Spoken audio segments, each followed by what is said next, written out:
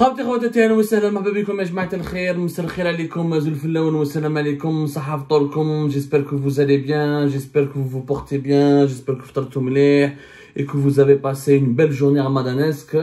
Nous y voilà ensemble avec vous ce soir pour vous donner, pour vous révéler une information exclusive, comme l'exclusivité que nous avions révélée le 11 janvier dernier concernant le transfert médicalisé du général-major Djamel Khalmejdoub, patron du renseignement intérieur algérien, à savoir la direction générale de la sécurité intérieure, la principale branche et la plus puissante direction des services secrets algériens. On avait été les premiers à avoir annoncé son transfert médicalisé à l'étranger vers Bruxelles, vers un hôpital spécialisé établi à Bruxelles, à la suite d'un AVC qui a failli lui coûter la vie. Il a été donc admis en toute urgence dans un hôpital belge à Bruxelles, la capitale de la Belgique et capitale principalement de l'Union européenne aussi, parce que les sièges de la plus importante, les plus importantes institutions européennes ont un siège là-bas à Bruxelles. Nous y voilà aujourd'hui pour vous confirmer, pour vous révéler une autre information, c'est que monsieur Djamel Khalmejdoub, le général Djamel Khalmejdoub, est de retour au pays depuis hier, le 12 mars 2024. Depuis hier, le 12 mars 2024, il a fait son retour à Alger après quand même 2 mois. Voilà, 2 mois de soins intensifs dans un hôpital spécialisé en Belgique, à Bruxelles plus exactement. Le premier responsable de la direction générale de la sécurité intérieure est de retour en Algérie. Il va mieux. Son AVC aurait pu laisser des effets totalement dévastateurs. Ses jours ne sont plus en danger. Il ne pète pas la forme, d'après ce que j'ai pu confirmer au cours de nos investigations. Il n'a pas retrouvé sa santé comme pour vous dire, il n'a pas retrouvé la santé de sa jeunesse. Il n'a pas retrouvé une santé étincelante. Mais en tout cas, il est de retour et il est hors de danger. Ses jours sont hors de danger. D'ailleurs, alhamdoulilah, nous le félicitons pour son retour en Algérie, dans son pays natal, et on lui souhaite encore une fois un prompt et rapide rétablissement. 2 mois de soins intensifs, donc en Belgique, à Bruxelles plus exactement, pour le responsable, le général-major Djamel Khalmejdoub, le responsable de la DGSI depuis juillet 2021. Et on a parlé du général Khalmejdoub, un homme très correct, d'une bonne éducation, qui n'est cité dans aucune affaire de corruption. Sarahat Nourid Familia, mais son retour, il n'en demeure pas moins qu'il ne règle pas le problème. Il demeure malade. Voilà, il demeure malade. L'homme a été sauvé. Son AVC, on va dire qu'il a échappé à la mort. Qu'il est à l'abri du danger, jusqu'à preuve qu'il peut avoir encore des complications, mais en tout cas pour le moment il est à l'abri du danger, mais il n'est pas opérationnel à 100%, il n'est pas fonctionnel à 100%, il ne pourrait pas fournir un travail comme quelqu'un en très bonne santé pourrait fournir. C'est-à-dire que le retour du général Khalmejdoub fournit pour nous l'opportunité, donc encore une fois, de lancer, d'attirer l'attention de nos décideurs, de nos dirigeants sur la situation des services secrets actuellement. Et je le dis, nous avons des services secrets qui sont déstructurés, affaiblis. Il y a encore des hommes de grande valeur. Je le dis, monsieur Djamel Khalmejdoub, c'est un homme de grande valeur. C'est quelqu'un qui a une bonne expérience. C'est quelqu'un quand même qui a fait des écoles prestigieuses. Il a fait l'école Saint-Cyr ici en France, l'académie de l'enseignement extérieur du FS Bérus, l'enseignement le KGB. Il a était anciennement directeur des études au DRS, il a fait de plusieurs pays, il a fait l'Iran, il a fait son expérience, on en a parlé fait Algérie, on a dressé son portrait. C'est quelqu'un qui a une expérience très très intéressante, qui a dirigé d'ailleurs la direction générale de la sécurité et de la protection présidentielle. On a parlé de son expérience, on a parlé de son parcours. Franchement, c'est un homme respectable. Je ne le connais ni d'Adam ni d'Ève. Ceci dit, c'est un homme âgé. Comme d'ailleurs Mehmet Djebbar, le patron de la direction de la documentation de la sécurité extérieure. Les deux, ils dépassent les 75 ans. Ils flirtent même avec les 80 ans. Pour ne pas dire, ils dépassent les 80 ans. Ils sont en tout cas au-delà de 76, 77 ans. Ce sont des hommes très âgés. Le monde d'aujourd'hui est un monde de mutation rapide, est un monde extrêmement complexe, est un monde de défis, est un monde de menaces protéiformes. Nous sommes dans le monde du cyberespionnage, de la cybersécurité, de la cyberguerre, des drones intelligents, des armes intelligentes, le monde de l'intelligence artificielle, le monde hyper connecté. Nous avons, il faut le dire, Ejma, c'est vrai que le Khan Majdoub parle couramment le persan, il a été au Liban, il a fait Pakistan, la Syrie, il a officié en France, il a une bonne expérience. Mehmet Jabbar, il a une magnifique expérience dans la sécurité militaire, pas dans les services secrets, mais bon, il dirige la direction de la documentation extérieure, le renseignement extérieur depuis septembre 2022. Mais force est de constater que ce sont des hommes âgés et que, encore une fois, les services secrets algériens n'ont pas de patron, n'ont pas de coordinateur. C'est anormal. Je ne cesse et je me tente que d'être le seul à le dire. Je suis le seul à le dire, Yajma. Personne ne fait ce constat, personne ne trouve scandaleux, ni inquiétant, ni alarmant le fait que nous avons des services secrets sans patron. Masalage, depuis 2019, depuis mai 2019 et l'emprisonnement de Bachir el-Tag, il n'y a pas eu de patron des services secrets. Les directions sont divisées. Il y a eu 4 directions à un moment donné, entre 2021 jusqu'à 2024. Il y a la direction générale de la sécurité intérieure, la direction de la documentation de la sécurité extérieure, la DGL, la direction générale de l'enseignement technique. On a un service de l'enseignement qui est resté à peine une année, qui a été dirigé auparavant par Mehmet Jabbar entre 2021 et 2022. C'était la DGLS, la direction générale de la lutte contre la subversion, qui a été ensuite, qui n'a jamais pu exister de façon opérationnelle, qui n'a jamais eu les moyens d'exister, puisque septembre 2022, c'était directement Mehmet Jabbar qui a repris la direction de l'enseignement extérieur. On a eu plusieurs directions totalement divisées. L'un des généraux qui était responsable de la direction générale de l'enseignement technique, l'une des branches des services secrets algériens, il est en prison avec une affaire déjà. C'est le général Smaïl Avdjhan qui a été limogé au début du mois de septembre 2023 et qui, sous le coup, rappelez, on en a parlé déjà en décembre 2023, il a été ensuite emprisonné, il a été placé en détention.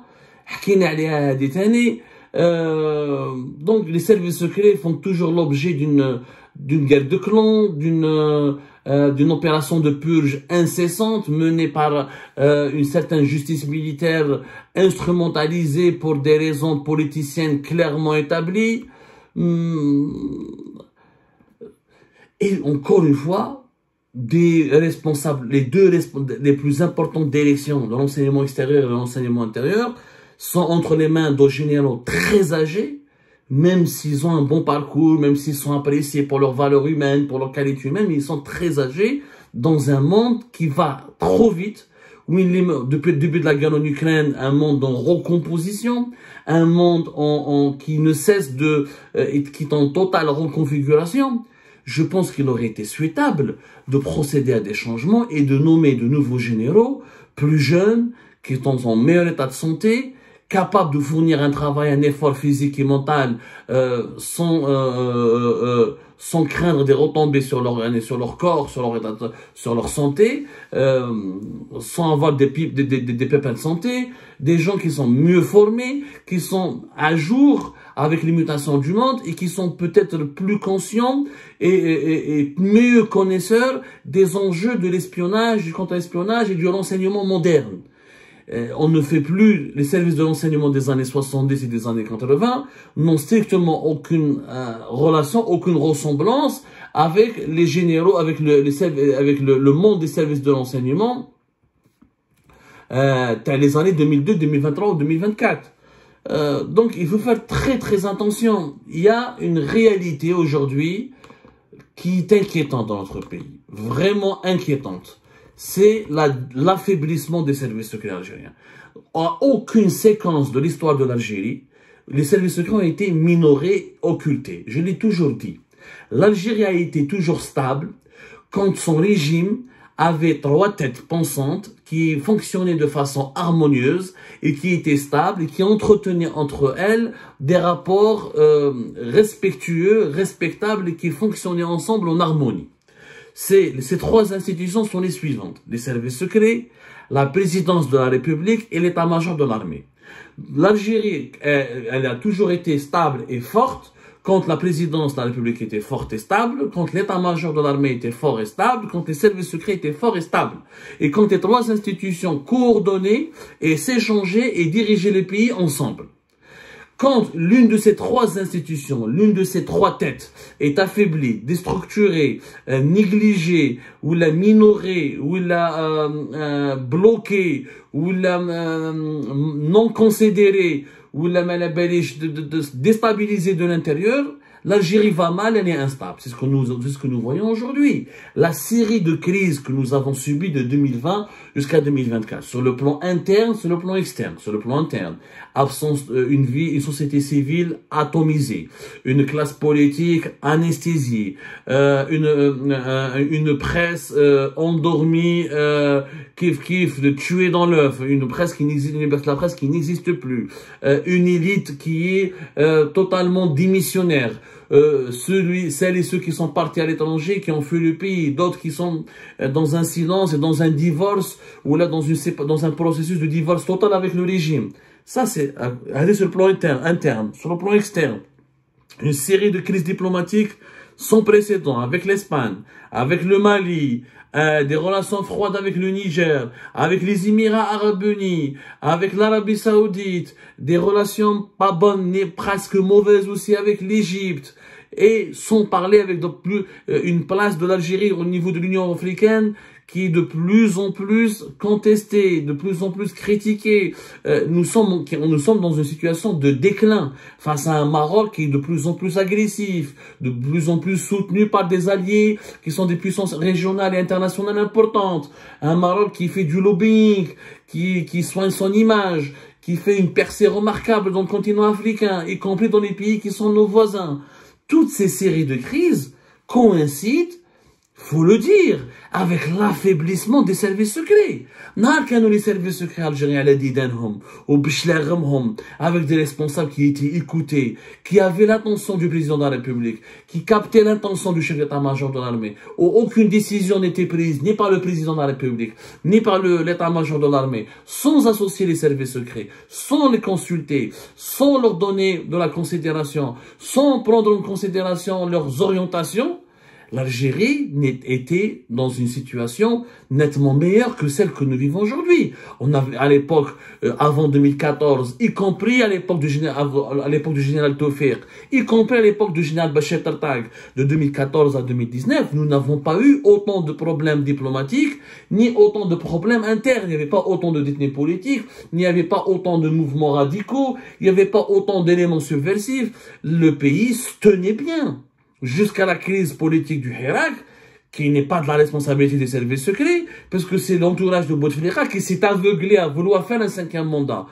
Je me souviens bien le colonel Smaïl, qui est en ce moment en prison. Je ne sais même pas s'il a été libéré, l'ex-patron l'ex-directeur de la caserne Antar, à peu près de 2016-2017 jusqu'à 2019, il a fait des rapports, il a rencontré Sellel, il a même parlé avec Saïd Bouteflika, il leur a dit, écoutez, si vous faites le 5e mandat, il y a un risque d'embrassement populaire, la population n'accepte pas cette option, elle ne veut pas de cette option, elles se sont humiliées avec un président malade, impotent. Il leur a dit, les services secrets avaient fait leur travail. Ils avaient fait leur travail. Comme le général Tofir, il avait dit non au 4e mandat, il leur a dit non, c'est une très mauvaise idée pour l'Algérie, il faut absolument ne pas le faire. Ils n'ont pas été écoutés. À chaque fois que les services secrets algériens ne sont pas écoutés, il y a des crises. En disant cela, je suis pas en train de les défendre. Parce qu'à chaque fois, donc, Abdou Samar, les services secrets, ils ont fait je suis condamné à mort. Ils m'ont bloqué mes enfants. Ils m'ont privé de mon pays. Surtout l'enseignement extérieur. Parce que certaines voix me prêtent des amitiés avec Mahanad. Mahanad, je ne pas les crâner. Je vois l'enseignement extérieur, ce qu'il a fait contre moi, les mauvais rapports, comment ils m'ont sali, comment ils m'ont classé dans la catégorie des traîtres, alors que je suis plus patriote et plus conscient et un plus grand serviteur de l'État de mon pays que la majorité écrasante de ces officiers de pacotille. Mais c'est pas parce que j'ai des problèmes avec certains individus, avec certaines personnes, que je me dois de mépriser l'institution, de m'attaquer à l'institution. Moi, je parle des institutions. L'institution, elle est importante. Vous imaginez la grandeur des États-Unis d'Amérique sans la CIA? Vous imaginez la puissance de la France sans la DGSE? Vous imaginez le rayonnement de la Grande-Bretagne sans le MI5? Vous imaginez la grandeur, la puissance de la Russie sans le FSB? C'est pas possible. Dans toutes les démocraties, dans tous les pays puissants, y compris dans les pays en voie de développement, les services secrets jouent un rôle important dans la stabilité et le développement du pays. Quel est le rôle des services secrets? Il ne s'agit pas de faire de la sécurité, ce ne sont pas des gendarmes, des policiers ou des militaires. Ils font des métiers de l'intelligence, anticiper les menaces, avoir l'information avant tout le monde, identifier les enjeux et les problèmes de l'avenir, suivre les mutations mondiales et surtout être une passerelle et un élément fédérateur de l'élite du pays. Les services secrets ils captent, ils attirent vers eux, ils séduisent, ils fédèrent autour d'eux, ils intègrent, ils interagissent en permanence avec l'élite d'un pays, c'est-à-dire l'ensemble de l'intelligentsia. Les forces vives et les forces les plus intelligibles d'une société sont identifiés, suivis, accompagnés, protégés, aussi surveillés, mais surtout accompagnés, protégés, promus, aidés par les services secrets du pays. C'est important. Le rôle des services secrets dans un État est important pour son développement. Quand on n'a pas la capacité, qu'est-ce que c'est que le développement? Faire des études, des prospectives, des conjonctures, des enquêtes, de l'investigation. Ça, c'est le rôle des services secrets. Et vers où se déroulent, quelles seront les guerres de demain, quelles seront les tensions économiques et géopolitiques de demain, qui est l'ami, qui est l'adversaire de l'Algérie, comment peut-on avoir des relations à l'étranger. Les services secrets, c'est pas James Bond, c'est pas un film d'action. Les services secrets, c'est d'abord de l'intellectuel, c'est d'abord de l'intelligence, du contact, du relationnel, de l'anticipation, surtout de la prospective et des études. C'est-à-dire essayer de cerner en permanence comment le monde évolue, comment les pays voisins évoluent, comment la société aussi sur le plan interne, ça c'est le rôle de la DGSE justement, évolue, comment elle pense et comment adapter le fonctionnement du pays avec les évolutions économiques, démographiques, socio-culturelles et diplomatiques et géopolitiques et scientifiques mondiales. C'est ça le rôle des services secrets. Et c'est un rôle important. Mais regardez la situation d'aujourd'hui. On n'a même pas de patente à les services secrets. Et tous ceux qui dirigent actuellement les services secrets sont tous vieux, tous malades. Alors que nous vivons dans un monde de plus en plus dangereux, de plus en plus instable. Nous sommes le pays le plus entouré par des conflits régionaux, des coups d'État à nos frontières, des guerres à nos frontières, des risques, des incompréhensions et des relations empoisonnées avec nos voisins. Des problèmes avec des grandes puissances régionales et internationales qui nous tendent le dos, un nouvel ordre mondial qui se dessine sous nos yeux, et notre pays est en train de vivre ces séquences historiques très sensibles dans l'histoire, dans le présent actuel de l'humanité, avec un appareil, avec des services secrets qui sont affaiblis, déstructurés. Renseignement extérieur de maintenant, renseignement intérieur de maintenant, les officiers les plus jeunes, les plus compétents, malqaouch rohom, جماعة تجي من la sécurité militaire في renseignement extérieur, جماعة ودخلها من la sécurité extérieure في renseignement intérieur, جماعة من la police يدخلهم في les services, واحد حب on va raconter في Algérie Pat comment quand on fera le bilan de Tebboune, on va vous expliquer, on va vous faire des révélations comment le clan Tebboune voulait carrément faire disparaître une bonne partie des services secrets pour la créer une nouvelle super police avec Farizine Din Benchikh. راهم جايين les révélations d'Algérie Part. حنا ما ندافعوش على الاشخاص. Moi je ne défends pas les personnes. انا هنا جبار ما على بالي به ما يروح ما شاء الله ما نسيبي ما تلاقيت به في العرس يروح لا. Moi je défends l'institution. Je défends l'Algérie. Je défends l'intérêt général de mon pays. Les personnes je me contrefiche. Je n'ai aucune amitié, ni aucune affection, ni aucune relation personnelle avec quiconque. Moi je défends mon pays, un pays stable, un pays qui se développe, un pays qui n'est en paix, un pays en paix avec lui-même, un pays qui fonctionne harmonieusement, c'est un pays qui a besoin d'institutions fortes. La clé, le pilier des institutions fortes, ce sont les services secrets. Ce n'est ni la police, ni la gendarmerie, c'est les services secrets. Parce que c'est eux qui produisent l'intelligence, qui font de la prospective, qui jouent sur le relationnel, qui sont à la fois à l'extérieur du pays et à l'intérieur du pays. Et jamais, on connaît comme, c'est une vérité. C'est une vérité. Lorsque les services secrets algériens étaient respectés, considérés, le pays valait bien. L'Algérie se portait bien.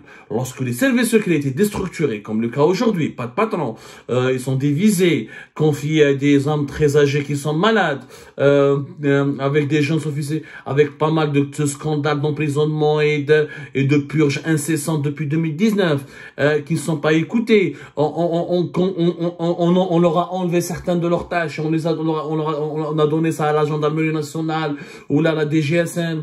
Ça a créé quoi? Une série continue de crises internes et externes. Avec quoi comme résultat final? Une Algérie affaiblie. Une Algérie qui est amoindrie, qui est instable. Une Algérie qui n'arrive pas à trouver sa place dans ce nouvel ordre mondial et qui a continuellement des problèmes à gérer.